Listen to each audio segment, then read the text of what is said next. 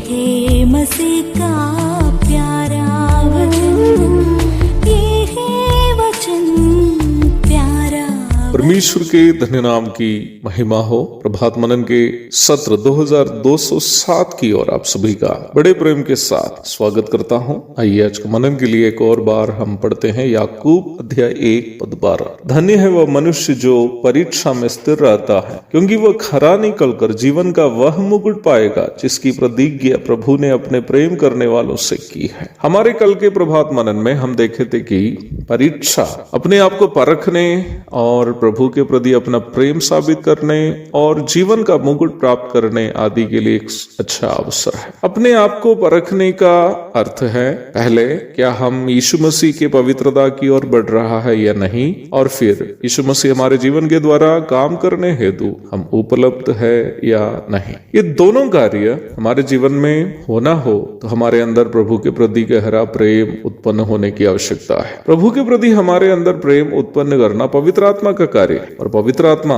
उसके अंदर वास करता है जिसका उद्धार हुआ है। इफिसी अध्याय 1 पद 13-14 और रोमी 5:5 आदि आयतों को पढ़िएगा। इस परिप्रेक्ष्य में देखने पर परीक्षाएं यीशु मसीह के प्रति हमारा प्रेम को परखने और उसे प्रभु के सामने साबित करने हेतु हमारे लिए सुनहरे अवसर भी है, क्योंकि यीशु मसीह के समान अपने आप को बदलने और यीशु मसीह की सेवा के लिए अपने आप को उपलब्ध कराना केवल वही लोगों से संभव है जो वास्तव में प्रभु से प्रेम करते हैं। यहाँ यीशु मसीह की सेवा कहने का अर्थ पूर्ण समय सुसमाचार प्रचारक या पास्टर बनना ही नहीं है, बल्कि प्रभु की किसी भी सेवा के लिए स्वयं उपलब्ध होना है। जब मैं मिशन स्कूल में शिक्षक के रूप में कार्य करता था, कई ऐसे दिन होते थे हमारे स्कूल के सफाई कर्मचारी किसी न किसी कारणवश नहीं आता था। अक्सर ऐसे दिनों में पेशाब घर और टॉयलेट आदि गंदे रहने की संभावना होती थी। शिक्षक होते हुए भी मैं स्वयं स्कूल के पेशाब घर और टॉयलेट कई बार साफ किया। मुझे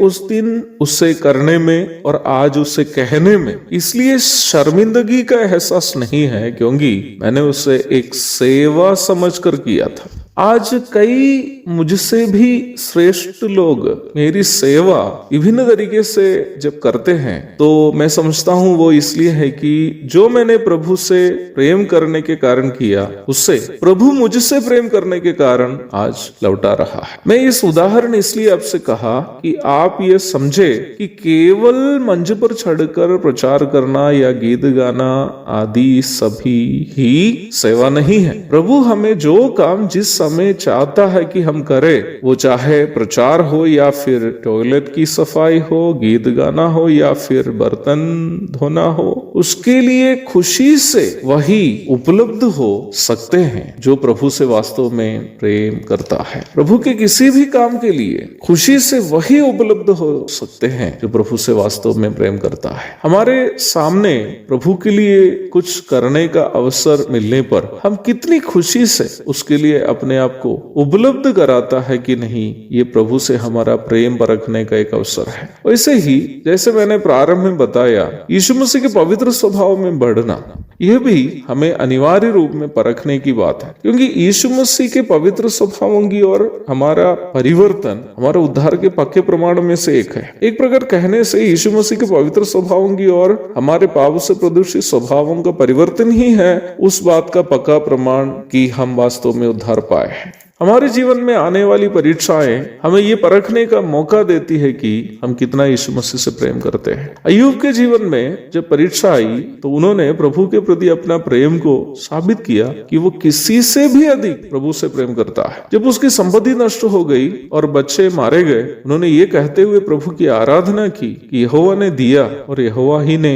लिया, यहोवा का नाम धन्य है। अय्यूब 1:21। इस प्रकार उन्होंने ये साबित किया है कि वो अपने बच्चे और संपत्ति से ज्यादा प्रभु से प्रेम किया है। फिर उसके शरीर बीमारी से ग्रसित हो गया और यह देखकर उसकी पत्नी उसे कहती है कि यहोवा को त्याग कर खुद मर जाए, परंतु अय्यूब ने ये कहते हुए पुनः परमेश्वर की आराधना करता है कि क्या हम जो परमेश्वर के हाथ से सुख लेते हैं दुख न ले। पुनः अय्यूब ये साबित किया है कि वह अपने शरीर एवं अपनी पत्नी से अधिक परमेश्वर से प्रेम किया है। हर एक परीक्षा परमेश्वर से हमारा प्रेम प्रकट करने हेतु हमें मिलने वाला सुनहरा अवसर है। इसलिए ही परीक्षा उन लोगों के लिए एक नकारात्मक बात नहीं है जो परमेश्वर से प्रेम करते हैं। जैसे पढ़ाई लिखाई करने वाले विद्यार्थियों के लिए परीक्षा एक अच्छी बात है, और वैसे ही आलसी एवं खराब विद्यार्थियों के लिए परीक्षा एक डरावनी बात है। एक और शुभ दिन की धन्य कामनाओं के साथ आज का मनन में यहाँ समाप्त करता हूँ। प्रभु आप सबको आशीष दे।